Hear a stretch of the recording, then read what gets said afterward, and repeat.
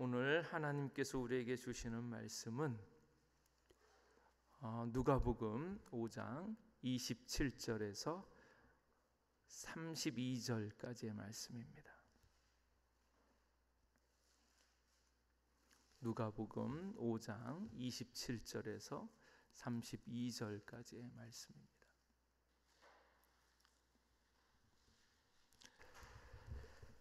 한 절씩 교독하겠습니다. 그 후에 예수께서 나가사 레위라 하는 세리가 세관에 앉아 있는 것을 보시고 나를 따르라 하시니 그가 모든 것을 버리고 일어나 따르니라.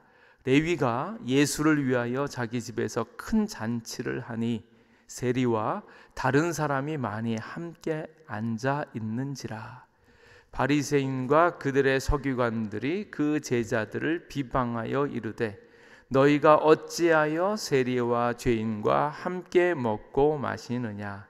예수께서 대답하여 이르시되 건강한 자에게는 의사가 쓸데없고 병든 자에게래야 쓸데있나니. 함께 읽겠습니다. 내가 의인을 부르러 온 것이 아니요 죄인을 불러 회개시키러 왔노라. 아멘.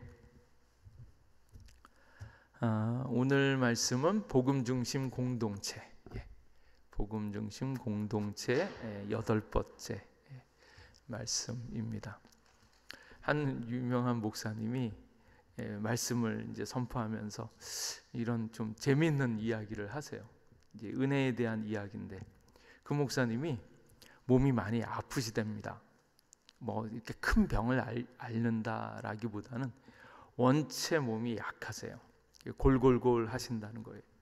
그래서 뭐 그게 뭐 자랑이겠냐마는 아픈 사람은 아픈 이야기를 종종 합니다. 왜 하겠습니까? 이해받고 싶고 위로받고 싶어서 그렇게 하겠죠. 이 목사님도 자기도 모르게 아프니까 아이고 아프다고 그렇게 하니까 어떻게 아프십니까? 묻더래요. 그래서 하는 말이 아침에 일어나서 한 번도 상쾌한 적이 없고 나이가 들면 점점 그렇게 되나 봅니다. 아침에 일어나서 상쾌한 적이 한 번도 없고 또 오는 감기 가는 감기 다 걸린답니다. 그리고 요즘 같은 날씨에도 내복을 입고 삽니다. 이렇게 얘기를 하더래요. 근데 그 얘기를 이렇게 듣고 있더니 그 들으시는 분이 뭐라고 그러는가 하면 아이고 목사님 면역력이 떨어져서 그래요. 그랬대는 그렇게 얘기를 하더래요. 그래서 이 목사님이 그 얘기를 들으면서 그거 나도 알고 있다고. 근데 내가 이렇게 아프다고 얘기하는 이유가 뭐겠냐고. 그래서 면역력이 떨어졌다고 이렇게 얘기를 하면 의사 선생님은 그렇게 얘기하는데 이해가 되어지지만 이 사람들한테 특별히 성도와 이렇게 함께 있는 믿음의 사람들에서는 그런 얘기를 듣자고 얘기하는 게 아니지 않느냐. 그러면 뭐라고 얘기해야 되는가? 그러면서 목사님이 가르쳐 주는 거예요. 그럴 때는 이렇게 얘기하라고. 아이고 그렇게 아프신데도 어쩌면 그럴 일을 여전히 그렇게 잘하세요. 힘들었는데도 정말로 잘하고 계시니까 대단하십니다. 이렇게 얘기를 하라는 거예요. 근데 사람들은 그러지 않고 자꾸 면역력이 떨어져서 그래요. 뭐 이렇게 얘기를 한다는 거예요. 그래서 당부하기를 아픈 사람 만나면 꼭 얘기를 할 때 아이고 얼마나 아프셨어요. 그래도 참 용하세요. 꿋꿋이 견디시면서 그렇게 잘 하시는 거 보니까 대단하세요. 제가 언제 시간 나면 맛있는 거 사드릴게요. 이렇게 얘기를 하라는 거예요. 근데 사람들이 그걸 못한다라는 거예요. 상대의 처지를 빨리 파악을 해가지고 그 사람 입을 빨리 닫고 싶은 마음에 해결책은 잘 얘기하는데 이해해주거나 위로를 잘 하지 못한다. 왜 그런가? 삶의 여유가 없어서 그렇다라는 거예요.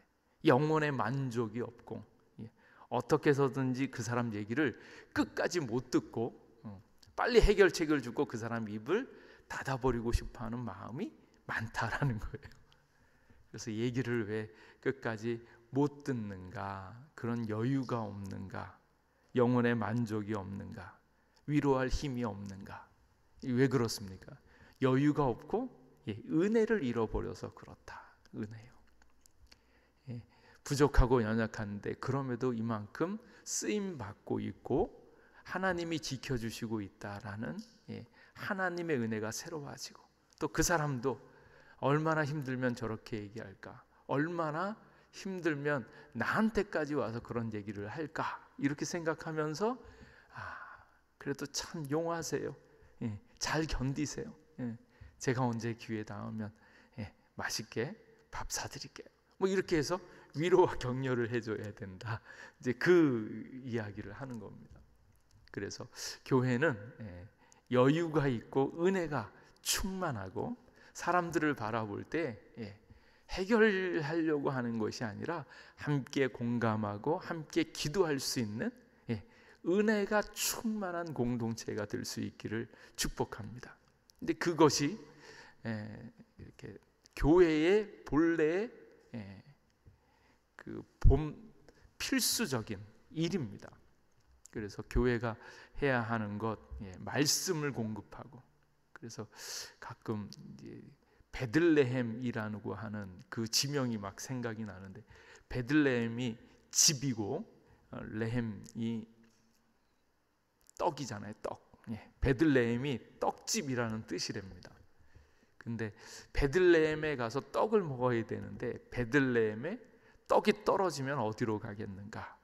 그래서 교회는 말씀과 양식의 집이어야 되는데, 교회가 하나님의 말씀을 잃어버리거나 교회가 은혜를 잃어버리면 정말로 떡집에 떡이 없는 것과 똑같다. 그래서 교회는 항상 은혜를 재충전하면서 은혜의 여유가 있어서 사람들에게 은혜를 줄 수 있는 그 자리가 될 수 있기를 바랍니다. 또 그 필립이 안시의 그 은혜라는 책에 보면 가슴 때리는 이야기가 한 가지 나오잖아요.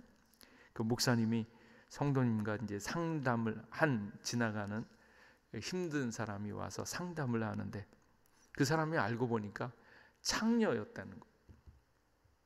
그래서 그 사람하고 이제 얘기를 이렇게 하는데, 그분은 집도 없고 몸이 병든 데다가 찢어지게 가난하고 2살 먹인 아이를 하나 먹여 살릴 수 없는 그런 처지에 있었다라는 거예요.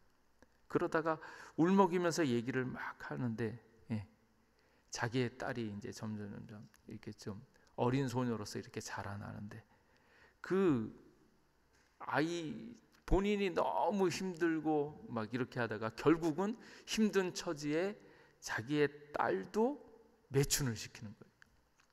그래서 자기 딸의 몸을 이렇게 팔면, 1시간 팔면 자기가 하룻밤 내내 버는 것보다 수입이 좋다고 그러면서 어쩔 수 없이 그 일을 한다고. 그리고 또 자기에게 돈이 필요한데 마약 살 돈을 구하기 위해서는 이럴 수밖에 없다고, 말도 안 되는 이런 얘기를 하는데, 그 얘기를 듣고 너무 끔찍하더라는 거예요. 그래서 그 이야기를 일단 들으니까 일단은 법적인 책임이 생기는데, 아동 학대 사례는 반드시 신고하게 되어 있으니까 어쩔 수 없이 그걸 신고해야 된다라고 얘기하면서, 이거를 위로를 해주고 뭔가를 해줘야 되는데 어쩔 방법이 없으니까 한다는 말이, 아니 그 사는 데 옆에는 교회가 없냐고, 교회 나가서 좀 사정을 이야기하고 좀 도움을 요청하지 그랬냐고. 그렇게 했더니 그 교회에 대한 이야기를 듣자마자 이 여자가 하는 말이, 교회요? 거기는 뭐 타러 가요? 안 그래도 충분히 비참한데 거기 가면 사람들 때문에 더 비참해지는 것 아니냐, 이 얘기를 하는 거예요.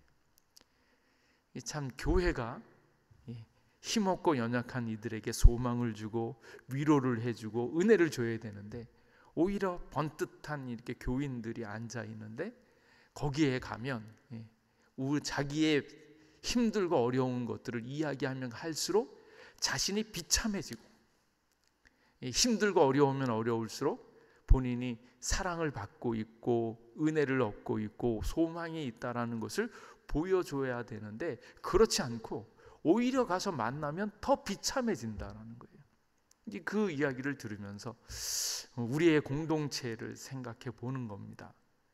서로 교회에 오면 오래 다닌 사람들, 이렇게 괜찮은 사람들이 우리는 얼마나 이렇게 의젓하고 점잖고 깨끗하고 능력 있게 잘 살고 있는 사람인가 아는 것들을 보임과 동시에 새로운 사람들은 그것 때문에 기가 죽으면서 오히려 자기 자신이 얼마나 부족한가, 연약한가, 비참한가, 그것을 느끼고 있으면 이게 온전한 교회 공동체의 모습이 아니지 않는가.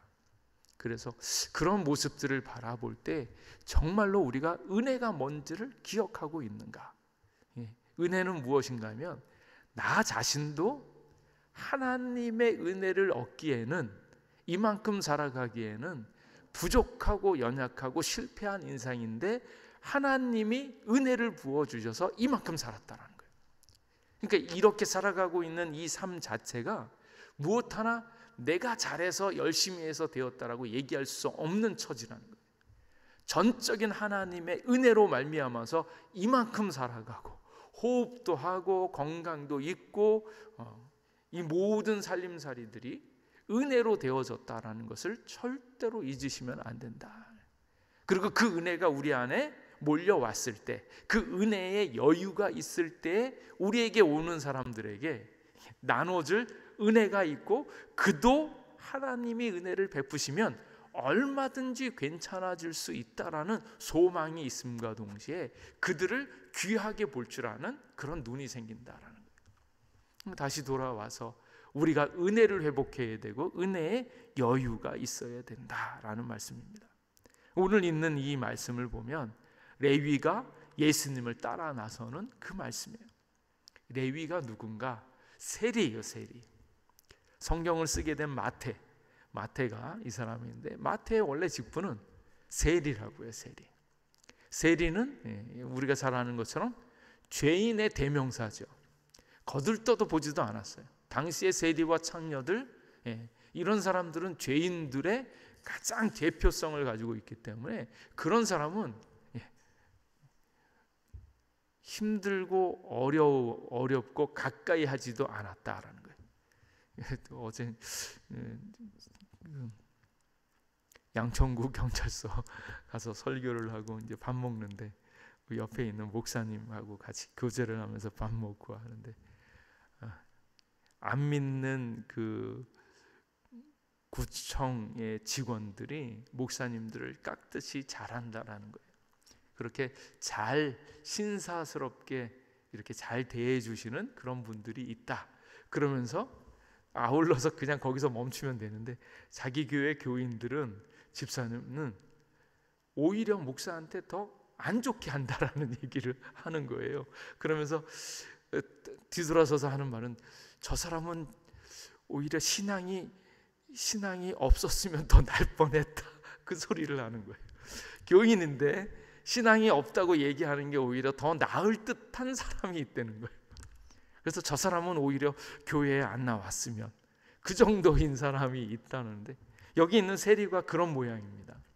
다른 사람 다 와도 되는데 이 세리는 웬만하면 여기 안 왔으면, 그 자리를 돋보이기 위해서는 이런 사람은 좀 가능하면 빠져주는 게 오히려 도움이 될 것 같은 그런 사람이 세리라는 거예요. 그런데 그렇게 흠 많고 더럽다라고 생각이 되어지고 매국노로 찍혀서 민족주의적 관점에서는 가장 죄스러운 이 세리를 예수님이 딱 선택했다는 거예요. 세리를 선택하신 예수님이에요. 그래서 예수님께서 선택하신 이유가 무엇입니까? 그냥 죄인이었는데 하나님이 그를 사랑하여서 일방적인 하나님의 선택으로 그를 딱 잡았다라는 거예요. 또 가끔은 어떤 분은 그러잖아요. 마태가 이렇게 되어진 데는 아마 눈빛만 봐도 그 안에서 주님을 뭔가 이렇게 가능성이 보였기 때문에 그 가능성, 무언가 열심히 하고 미치도록 막 하고 있는 그의 순수한 열정 같은 게 있었기 때문에 주님이 부르지 않았겠는가, 이렇게 얘기를 하는데 아닙니다. 선택은 전적인 은혜예요. 심지어는 그가 죄인이요. 뭐 하나 준비되어져 있지 않고 뭐 하나 제대로 움직여 갈 수 있는 그런 가능성이 없는, 오히려 죄되고 망가진 그런 성품이었었는데 그럼에도 불구하고 그를 딱 부르는 거예요. 그래서 하나님의 선택은 인간의 공로나 인간의 자격이나 인간의 조건이나 그런 것하고는 전혀 상관없이 하나님의 일방적인 선택이에요. 선택하고 나니까 그가 바뀌는 거지, 하나님의 영을 부어주니까 바뀌는 거지, 그 사람이 그런 가능성이 있었기 때문에 바뀌는 것이 아니다라는 거예요. 그래서 마태를 선택했는데 마태의 특징이 죄인이요 세리요. 그 죄인 세리, 그런 자조차도 하나님이 선택하신 전적인 은혜의 자리라는 거예요. 그래서 레위를 제자로 부르시는 하나님의 선택과 은혜가 있다라는 것이고, 더 나아가서 우리는 어떤가요? 그래도 이렇게 열심히 살았고 또 하나님의 일들을 잘할 것 같은 그런 가능성도 보이겠지만, 그러나 우리를 부르신 것은 하나님의 전적인 은혜예요. 하나님께서 계획하시고 꿈이 있으시고 비전이 있으셔서 나 같은 죄인 살리신, 죄인을 선택하여 부르신 하나님의 놀라운 은혜가 있는 것을 기억하셔야 됩니다. 그리고 이만큼 살아가는 것, 주의 말씀을 붙잡고 같이 찬양하고 그 말씀이 내 귀에 들려오고 그 말씀에 감동이 되어지면서 점점 주님과 가까워질 수 있는 그런 가능성들을 우리에게 베풀어 주시는 것, 그게 하나님의 놀라운 은혜인 것을 기억하셔야 됩니다. 그리고 그 은혜를 기억할 때 인간이 무엇합니까? 자기의 힘이나 자기의 노력을 의지하는 것이 아니고, 내가 지금까지 어떻게 했는가, 그런 공로를 의지하는 것 아니고, 전적으로 하나님의 선택에 붙잡혀서, 그리고 하나님이 작정하시면 나를 얼마나 더 크고 놀랍게 나를 움직여 가시는지 기대하는 마음이 있어요. 내가 이만큼 되어진 것, 하나님이 은혜를 부어주시니까 이후에도 성령을 부어주시고 갑절로 부어주시고 하나님이 기회를 주시고 길을 열어주시면 얼마든지 이 나라 이 민족 전 세계를 향하여 하나님께서 일하실 것을 믿으시기 바랍니다. 그래서 그게 은혜라는 거예요. 그 은혜를 기억하고 있는 자들에게 하나님께서 더 크고 놀라운 은혜를 베풀어 주신다라는 거예요. 그래서 이 셀이 마태를 불러주신 하나님의 놀라운 은혜예요. 근데 그 은혜가 있기까지 그 자리에 이게 하나님의 전적인 은혜라는 것을 보여주기 위해서 같이 등장시키는 사람이 있는데 누군가 하면 바리새인들과 그들의 서기관이에요. 바리새인과 서기관들은 이 이야기를 하는 거예요. 야, 이 세리와 다른 사람들이 많이 앉아서 있는데, 아니 어떻게 너희가 세리와 죄인과 함께 먹고 마시는가? 이 얘기를 불평을 하는 겁니다. 일단은 이 사람들에게는 거룩에 대한 개념들이 있죠.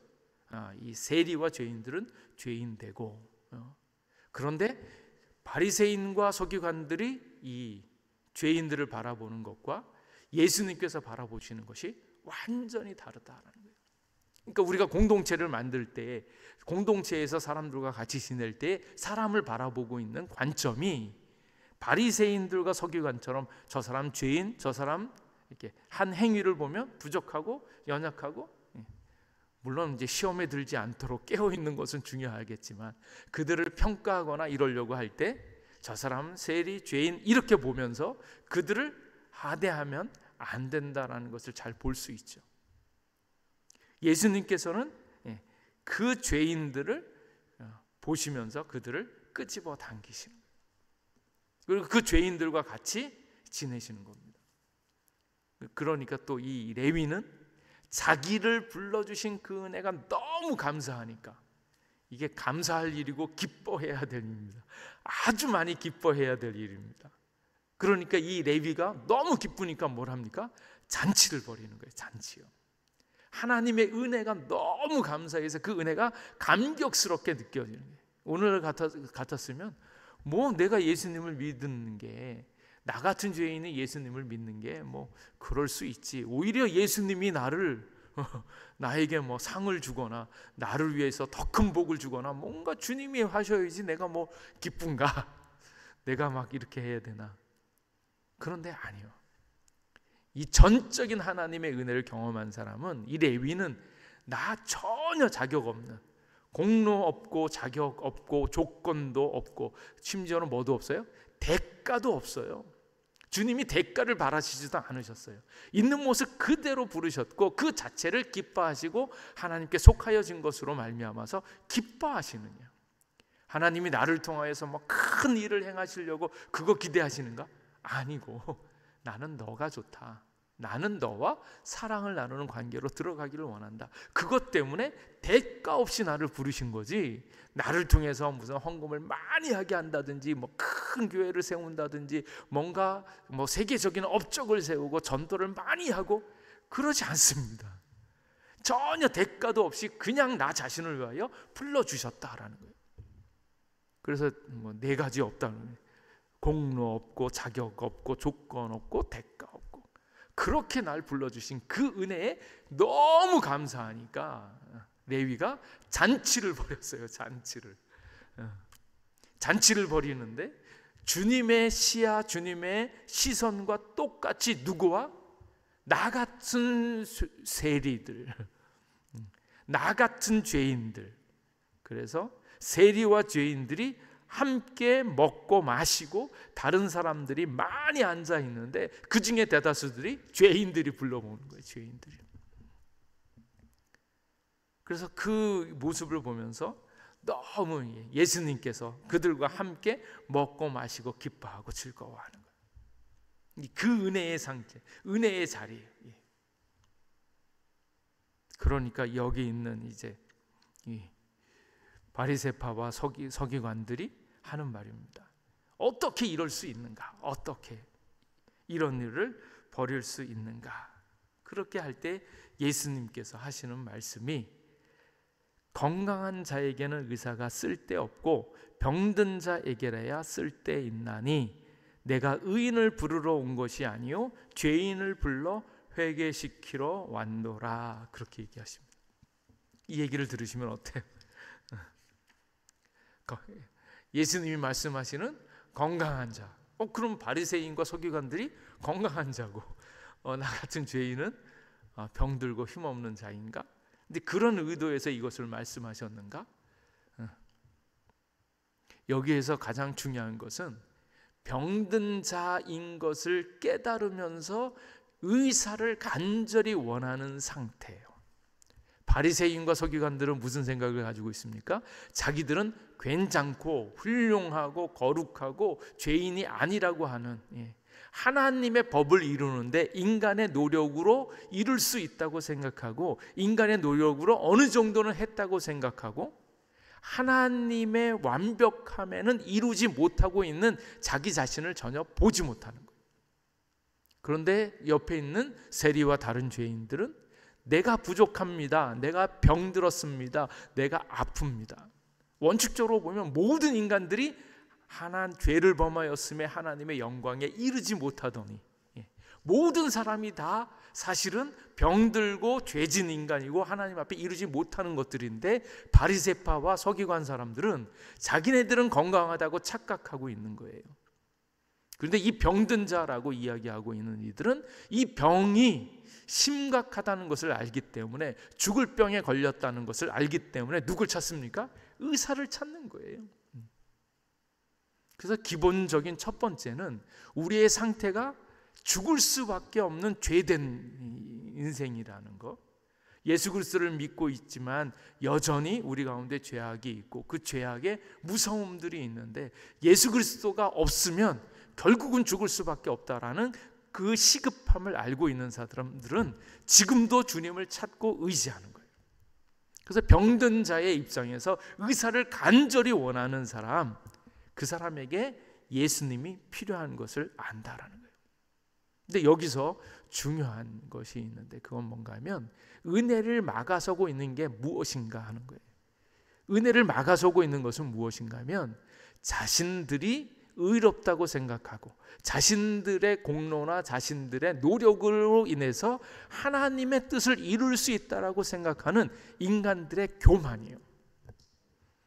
그래서 예수 그리스도를 믿는 이들도 처음에는 은혜로 시작하지만 어느덧 교만해지는 것은 내가 이만큼 잘하고 이만큼 잘했으니까 하나님의 더 큰 복을 얻을 수 있을 거라고 생각하면서 자신의 공로나 노력을 기울이고 있다라는. 그러면 다시 은혜로 시작했다가 율법으로 마침과 동시에 그 교만으로 말미암아서 은혜를 놓치게 되어 있다라는. 그래서 하나님의 은혜를 망가뜨리는 가장 힘들게 하는 것이 무엇인가 하면 교만입니다. 교만. 그 교만에는 복음이 아니라 율법으로서 자기 자신이 무언가 이룰 수 있고 무언가 하고 있다라고 하는 이런 자부심 또는 다른 사람들보다 훨씬 더 낫다라고 하는 비교까지 하게 만드는 이유가 교만에 있다는 거예요. 그래서 사단은 예수 그리스도를 믿는 것 같은데 예수님을 믿는 것까지는 막지 못했는데 그 다음에 막는 것이 무엇인가 하면 어느덧 공로 내지는 무언가 내가 잘해서 사람들한테 인정을 받으려고 하고 있는 그런 모습으로 우리를 이끌어간다라는 거예요. 그 배면에는 하나님의 법, 하나님의 뜻을 이룰 수 있다라고 하는 교만, 그리고 그렇게 해서 하나님의 복 내지는 그 모든 것까지 얻으려고 하고 있는 인간적인 교만이 거기에 감춰져 있다라는 거예요. 그리고 그렇게 되어지다 보니까 바리새파 사람들이 하는 건 뭔가 하면 불평하고요.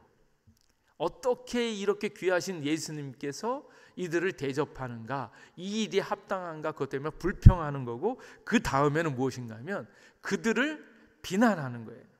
어떻게 이들을 위하여 잔치를 하는가 이러면서 비난하는 거죠. 그래서 스스로 자기 의에 사로잡혀서 있던 사람, 그래서 그들은 항상 죄인이라고 여기는 사람들을 정죄하고 무시하고 멀리하는 거예요. 그래서 바리새파 세리와 바리새파의 기도에 나오잖아요. 그러니까 하나님에 대해서도 하나님, 나는 저 인간, 저 세리와 같이 토색 불이 가늠한 자들과 같지 않고 이 세리와도 같지 아니함을 감사하나이다. 그러면서 일회에 2번 금식하고 소득의 11조를 드렸습니다. 이렇게 자기의 의를 자랑하고 있는. 그런데 자신이 하나님의 의에 이르기에는 부족하다는 생각은 전혀 잊어버리고, 그리고 마치 자기가 무언가를 하면 하나님의 새로운 복을 얻어낼 수 있을 만큼 자기의 행위가 그만큼 힘이 있고 자기가 할 수 있다라는 가능성을 부여하고 있기 때문에 그게 교만한 증거입니다.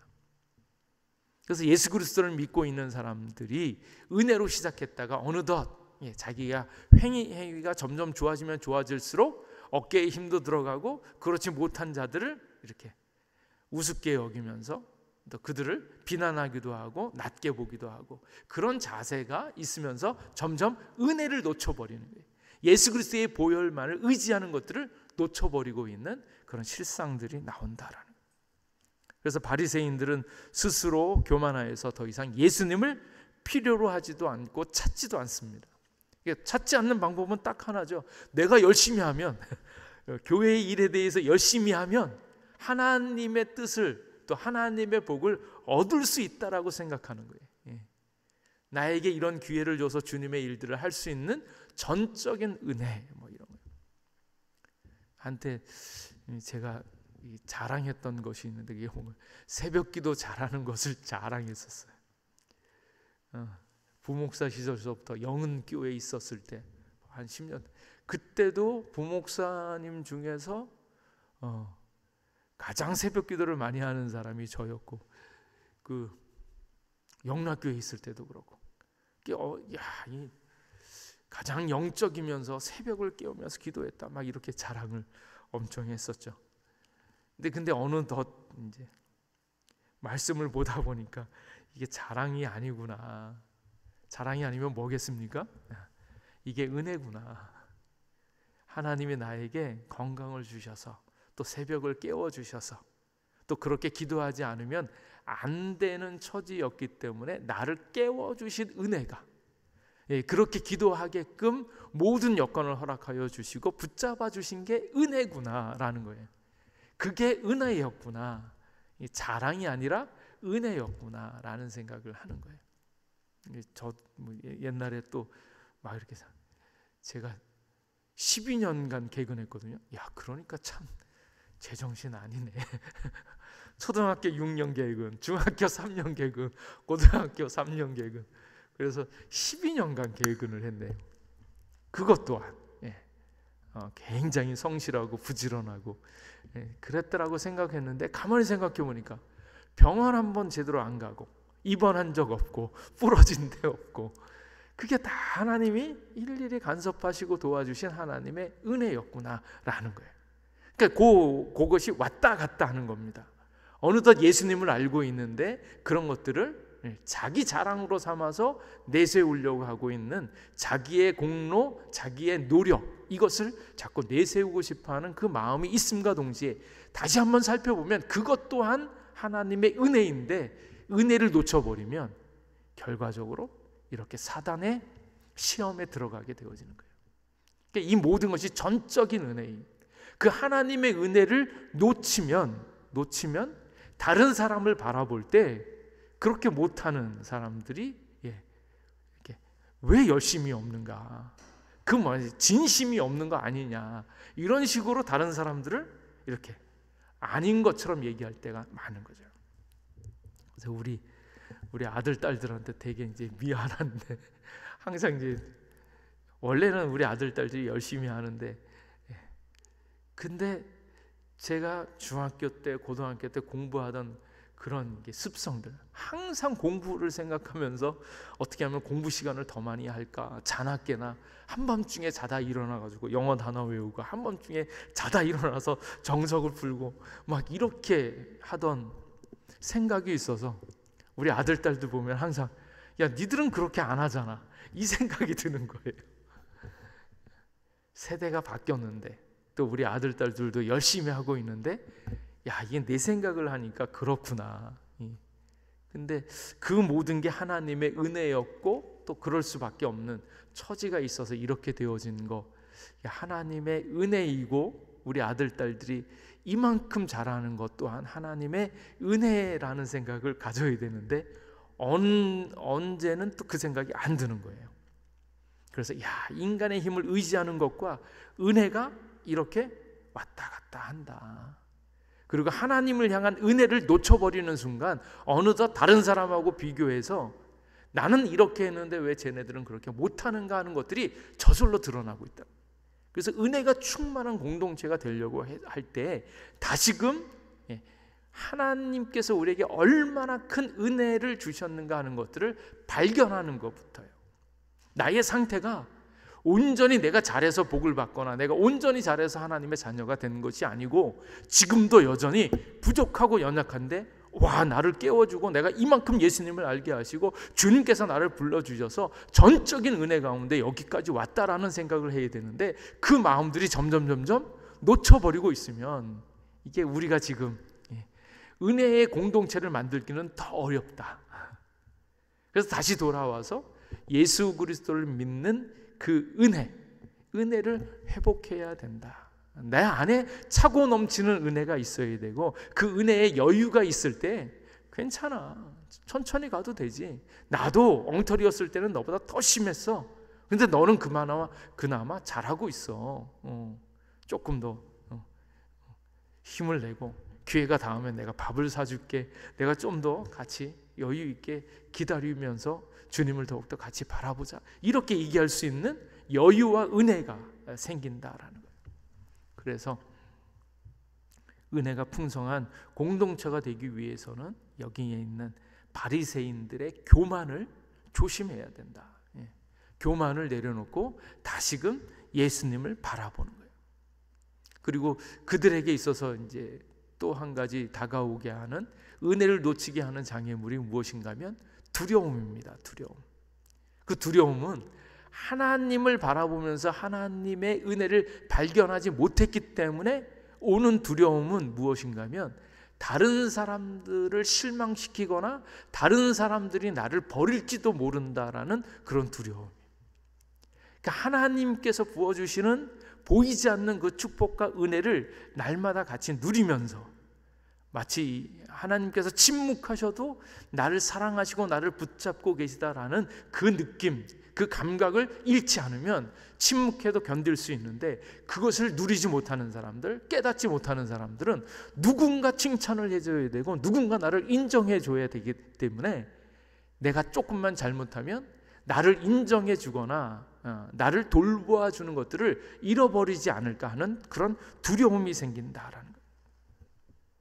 그래서 자신을 보호하려고 하는 욕망으로 사람들이 나의 본 모습을 알게 되어진다면 나를 좋아하지 않을 거라고 생각하는 거예요.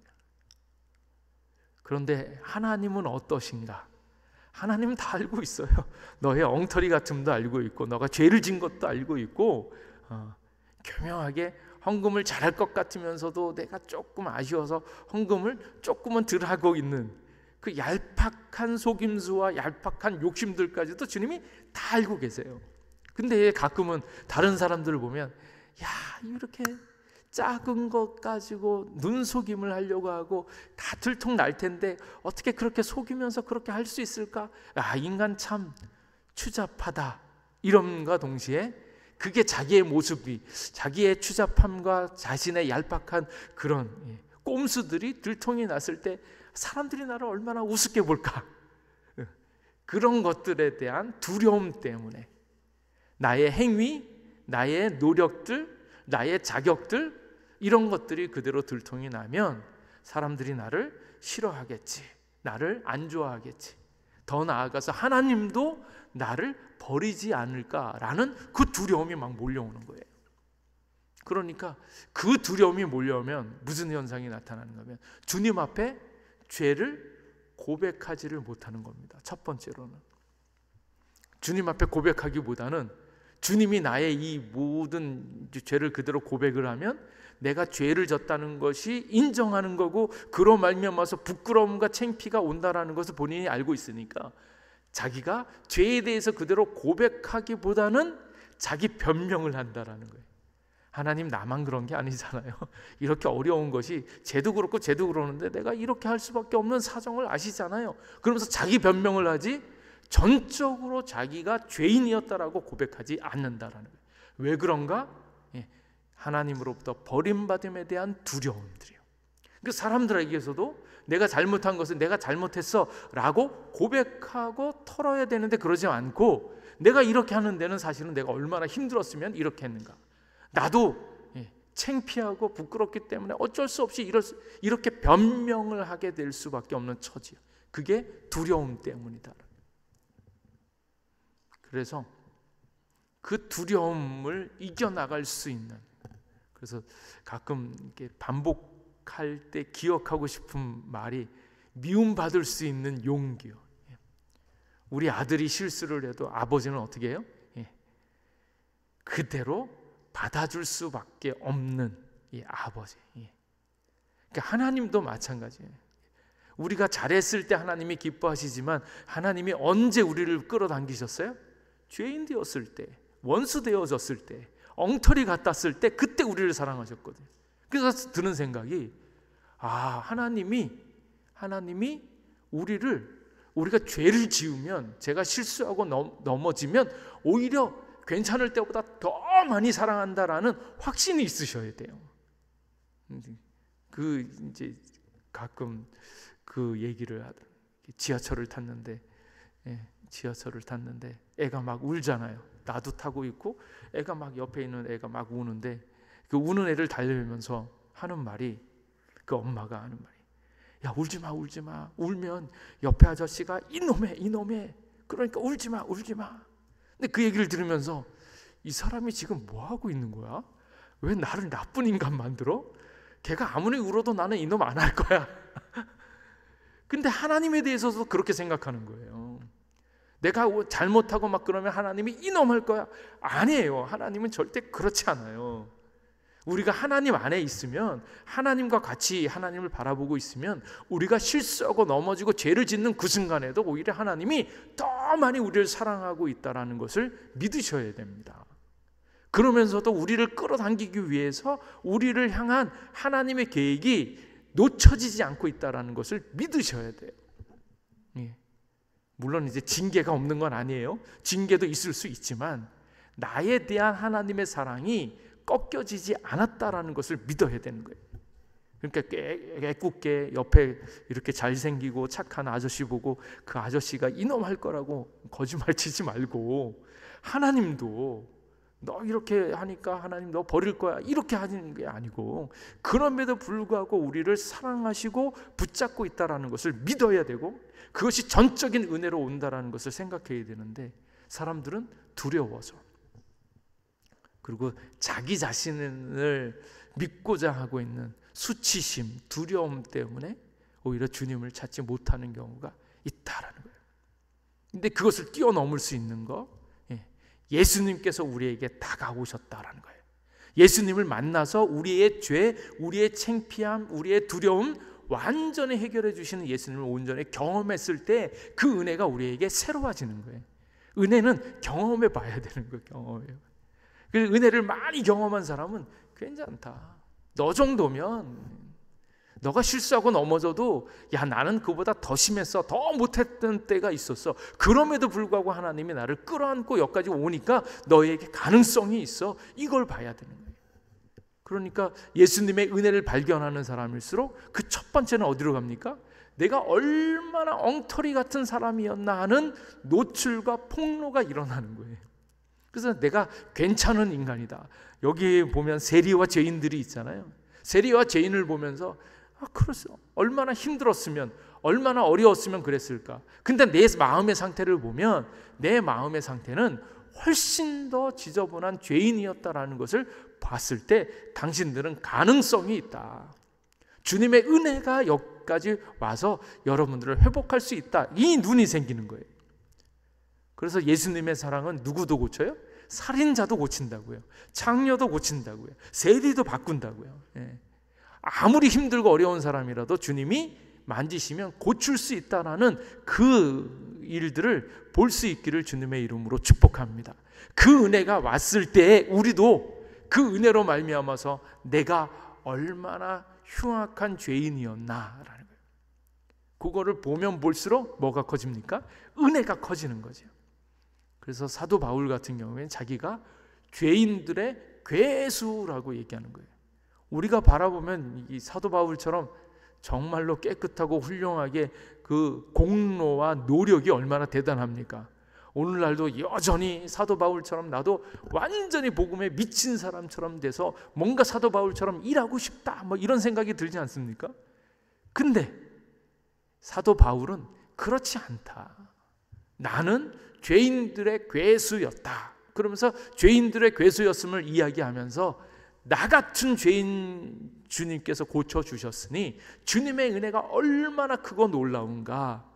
그래서 다른 사람을 보면 당신들은 나보다 낫지 않느냐, 당신도 가능성이 있다, 하나님이 은혜를 주시면 언제든지 바뀔 수 있다라는 그 사람들에 대한 존중감이 나오고 주님의 은혜를 더욱더 간구하는 사람이 되어졌다는 거예요. 그 은혜를 경험한 사람이, 그 은혜를 놓치지 않는 사람이, 교만과 두려움을 떨쳐버린 예수님의 그 은혜를 경험한 사람이 다른 사람을 이렇게 볼 때 다른 사람들을 은혜로 보면서 그들을 끌어안을 수 있는 은혜 충만한 공동체가 되어진다는 거예요. 그래서 나를 보는 것이 아니라 나를 고치신 예수님, 그 예수님의 은혜가 우리 가운데 있기를 간절히 원합니다.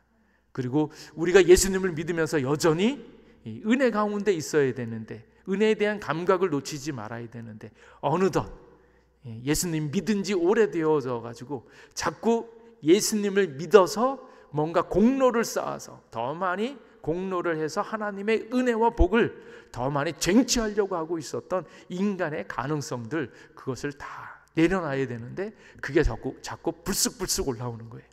그게 올라오다 보니까 새로운 사람들을 향해서 존중하지 않고 그들보다 내가 낫다라고 하는 비교의식을 가지면서 자기 안에 교만함과 두려움 가운데 빠지게 되어집니다. 그래서 다시 은혜로, 주의 말씀으로, 복음으로 나와서 그 은혜가 우리 안에게 충만해질 수 있기를 축복합니다. 그리고 그 여유가 있어서 힘들고 어려운 사람 보면 그들을 위해서 얼마나 힘들었느냐, 하나님이 함께 하시면 고쳐주실 줄 믿는다, 당신도 가능성이 있다, 지금까지 잘 달려왔다, 괜찮다, 이제 시작이다, 더 힘을 내라, 이렇게 얘기하면서 은혜 충만한 우리 예목교회 되어줄 수 있기를 간절히 원합니다. 그래서 은혜 충만, 그 충만함이 다른 사람에게 흘러갈 수 있기를 주님의 이름으로 축복합니다. 기도하겠습니다. 하나님,